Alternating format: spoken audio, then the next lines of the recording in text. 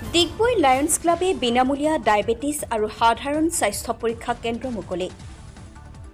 ডিগবৈত Lions ক্লাবৰ বিনামূলীয়া diabetes আৰু সাধাৰণ স্বাস্থ্য পৰীক্ষা কেন্দ্ৰ মুকলি কৰা হয়। প্ৰতি মাহৰ দ্বিতীয় আৰু চতুৰ্থ শনিবাৰে ডিগবৈ লায়ন্স ক্লাবত পুৱা 10 বজাৰ পৰা 12 বজালৈ এই পৰীক্ষা কেন্দ্ৰটি মুকলি থাকিব। আগন্তুক দিনত ডিগবৈ দাঁতিকাষৰীয়া আৰু তিনিচুকীয়া জিলাৰ বিভিন্ন অঞ্চলত এই কেন্দ্ৰৰ দ্বাৰা বিনামূলীয়াকৈ ডায়েবেটিছ আৰু সাধাৰণ স্বাস্থ্য পৰীক্ষা কৰা হ'ব বুলি ডক্টৰ ভৱেন তালুকদাৰে মত প্ৰকাশ কৰে।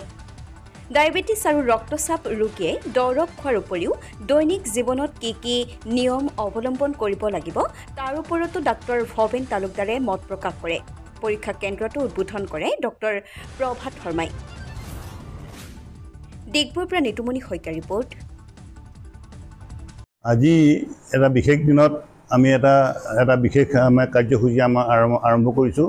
এইটো আমি ডায়েবেটিছ আৰু জেনেৰেল হেল্থৰ ওপৰত আমি নিডি মানুহখিনিৰ কাৰণে অলপমান কিবা এটা কাম কৰি স্বাস্থ্যজনিত সম্পৰ্কীয় আমি কাম কৰিম বুলি ভাবিছোঁ। আমি দেখা যায় আচলতে বহুত এক শ্ৰেণী মানুহ আছে এতিয়াও ডায়েবেটিছৰ বা মানে স্বাস্থ্যৰ বিষয়ে তেওঁলোকৰ বিশেষ জ্ঞান নাইকিয়া। গতিকে আমি আজি আৰম্ভ কৰিছোঁ লায়ন্স ক্লাবৰ সৌজন্যত। ইয়াত আমি ছেকেণ্ড ছেটাৰডে আৰু ফ'ৰ্থ ছেটাৰডে আমি এটা হেল্থ ক্লিনিক আমি কৰিম জেনেৰেল মানুহৰ নিডি মানুহখিনিৰ কাৰণে। আৰু অকল লায়ন্স ক্লাবতে এইটো কৰি থাকিম এইটো তেনেকুৱা কোনো কথা নহয়। আমি বিভিন্ন নিডি এৰিয়াত য'ত মানুহবিলাকৰ স্বাস্থ্যৰ বিষয়ে সজাগতা অনাটো প্ৰয়োজন তেনেকুৱা এৰিয়াবিলাক আমি যাম। আমাৰ লায়ন্স ক্লাবৰ সকলো সদস্যই ইয়াত আমাৰ আন্তৰিকতাৰে আমি কাম কৰিম বুলি ভাবিছোঁ। আৰু আমি আশা ৰাখিছোঁ যে ৰাইজক যেতিয়া সাধাৰণ মানুহখিনিক যদি স্বাস্থ্য সম্পৰ্কে অলপমানো সজাগতা আমি আনিব পাৰোঁ তেতিয়া সাধাৰণ মানুহখিনিৰ যথেষ্ট উপকাৰ সাধন কৰা হ'ব। লায়ন্স ক্লাবৰ এইটো এটা বৰ বৌদ্ধিক প্ৰচেষ্টা। আমি আমাৰ প্ৰকল্পটোৰ কাৰণে